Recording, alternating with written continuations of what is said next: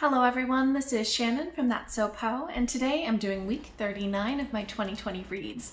This week I read one novella, quite a few graphic works, and I also paused a book. The novella that I finished this week was Sisters of the Vast Black by Lina. This is a book that was on my Space Opera September TBR, which I will link below, and I buddy read it with Ashley at Don't Have a Degree in Reading. So I was so pleased that Ashley suggested we buddy read this because one, I love buddy reading with Ashley, but two, it actually got me to pick up something off of my Space Opera September TBR. This is the first book that I've actually finished off of that TBR, and we're at the end of September. So that was really good. And this was just such a fun experience to discuss it. There were a lot of things to discuss with Ashley on this. So this story is basically nuns in space. It is about a group of nuns in, far future type of thing, who are on a living spaceship. So it's an animal that they kind of live inside, but these animals that have become spaceships, are bred for having enough space for humans to live in them and all these sorts of things. So what this story is it's really taking a look at a number of different interesting ideas and issues, lots of kind of philosophical, ethical, political explorations, especially regarding this idea of what the nuns' place is. So how they are interacting with the living spaceship, what the rights of the spaceship are, how they're interacting with different organizations and colonists, what the place of religion is in this world, especially related to kind of the politics, and can that religion be separated from the politics? So there's a lot of really interesting ideas that are discussed in this novella. I did think though that, especially with conversation with Ashley, there were almost too many ideas, where a lot of these ideas are ones that are brought up but not necessarily fully explored. I think that with a novella length, you might want to kind of tighten it and only explore a few of them, but this brought up so many different ideas, and then I didn't quite execute the exploration of all of them, so some of these threads were left a little bit hanging. The first 2/3 of the book were really slow philosophical discussions and explorations of characters, and that part I really liked. But the last 1/3 actually ramped up the action a lot. So it went from this very slow, contemplative type of sci-fi to all of a sudden lots and lots of action and drama and big things happening, which isn't so much my style, and I didn't quite like that transition either. There were also a number of things in the last third that didn't quite make sense to me, logically, scientifically. I don't want to bring them all up here because it's very much spoiler territory, but lots of things just didn't quite work, in my opinion, when it came to the way that things played out. Lots of plot holes, in a sense. My other thing that I kind of struggled with was that there's a lot of different sisters, but they don't really have distinctive voices. So even though I think their characters are quite distinctive, whenever I was reading a section, I kind of didn't know who I was reading. They felt like the same person. There were also a couple of sisters who were named and who had backgrounds, but whereas there was a core group of maybe 4 or 5 sisters whose perspectives we got throughout the novella, there were a few others who we didn't get their perspectives, and they rarely showed up on page, and I kind of halfway through forgot that some of them existed, only for them to pop up later and say something, and it was just like, oh right, that sister was on the ship too. So it was a little weird that there were some sisters introduced that kind of faded into the background. It felt slightly uneven, the way that the different sisters were handled. So I thought that there were some interesting ideas in this, but I didn't necessarily think that the execution quite worked on everything, and I didn't really like the fast-paced, action-y style of the last third. So for me, this was a 3 out of 5 stars. Next, I read a graphic work, which was Invisible Kingdom Volume 1 by G. Willow Wilson, illustrated by Christian Ward.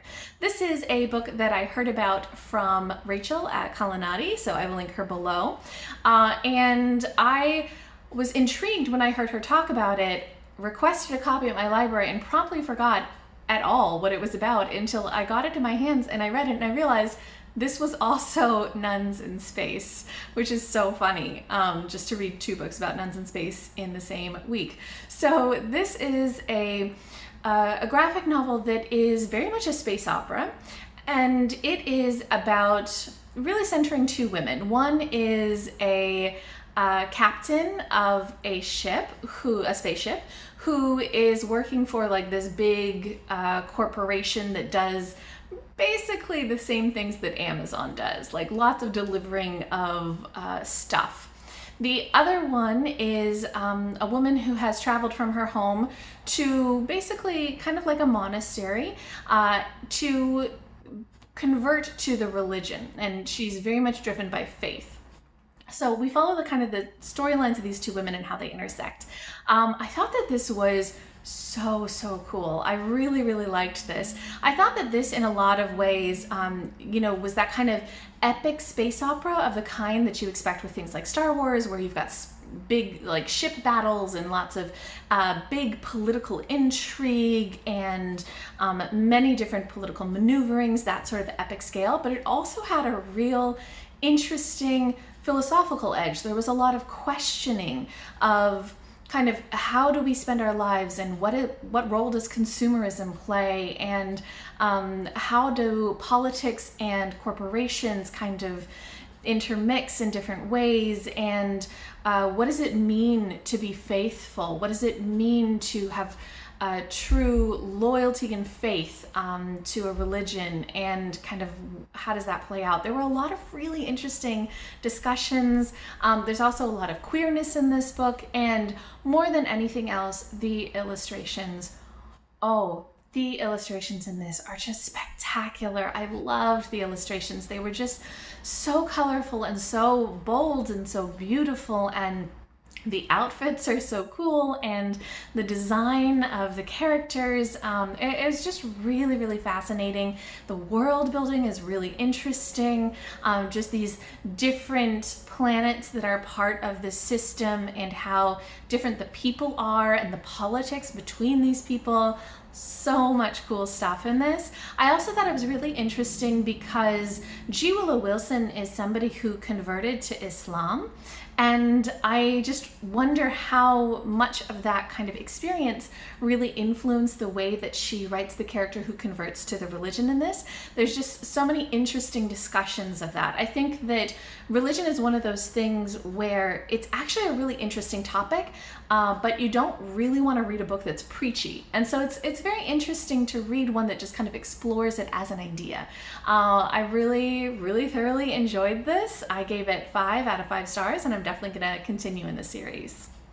Next, I read a few children's picture books, starting with Adelaide's Secret World by Elise Hurst. This is a book that I believe I heard about from Laura at BookBubbler, who I will link below.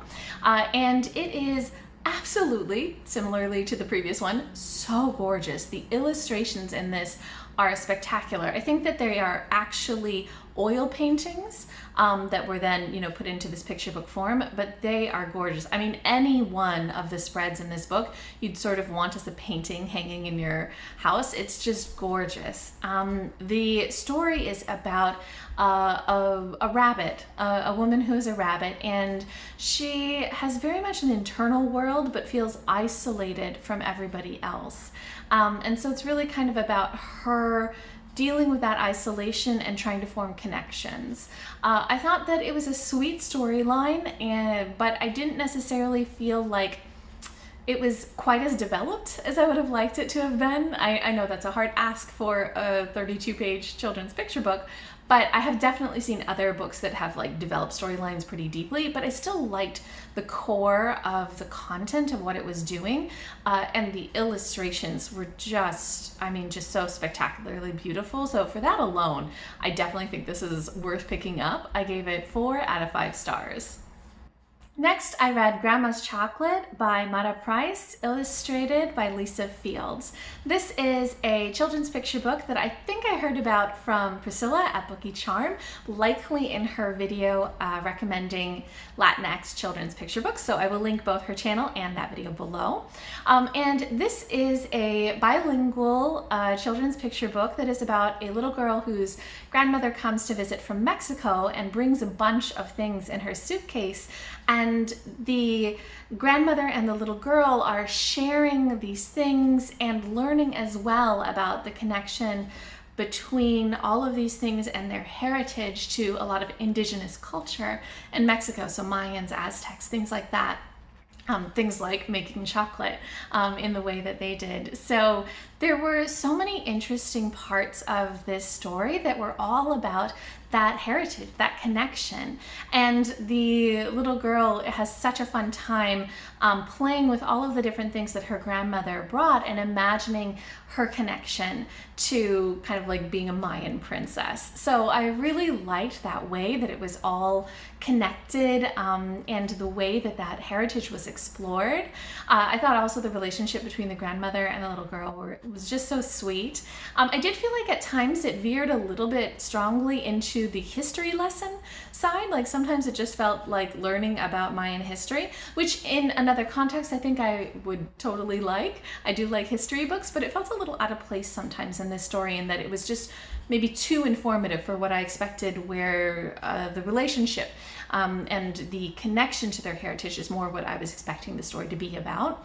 I think the art style also wasn't quite so much my style. It just didn't speak to me in the way that picture books often do. Just wasn't quite engaging in a way visually as some other picture books are. I definitely liked this though, and I gave it 3.5 out of 5 stars. And lastly, I finished another picture book, Lubna and Pebble by Wendy Meddour, illustrated by Daniel Egneus. This is a picture book for very young children, maybe preschool age children, that is about a little girl, Lubna, who is a refugee in a refugee camp. And she's kind of lost everything from home, but she finds a pebble and she makes it her friend. And so it's kind of about her playing in the refugee camp, having her pebble as a friend, and also making another friend that's in the refugee camp. This is a very sweet story. It addresses kind of an interesting topic in a way that I think is definitely approachable for very young children. Although I felt at times like I kind of wanted more. I wanted it to go into a little bit more depth or talk about a few more things. I know I keep wanting more depth out of 32-page preschool children books, but you know, I know it can be done. And I also felt like the drawing style in this one, again, didn't speak to me as much. So it was definitely a good picture book, just didn't necessarily grip me quite in the way that I wanted. So I gave it 3.5 out of 5 stars.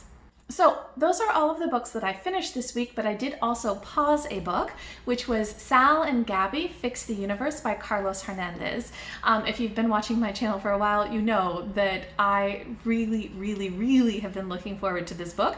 And Sush has already read it and he loved it even more than the first book, Sal and Gabi Break the Universe. So I know that I'm gonna like this one, but I started reading it a couple of weeks ago and at 11% I had to put it down because it just ended up kind of sparking some weird anxieties for me, and I just couldn't really concentrate. So I've been in a weird reading mood this entire month. Everything has been kind of difficult to pick up books. So I think that what I decided was this week, I need to just put this book down and come back to it later, because I know that I'm going to adore this book as long as I'm in the right frame of mind. So I'm pausing it for now, but I definitely want to continue this. I know I'm gonna love it. I just want to be in the right mood to pick it up. So for now, paused. Okay, so those are all of the books that I read this week and paused. If you guys have read any of these, if you have any thoughts, any comments, any recommendations, anything at all, go ahead and leave me a comment down below.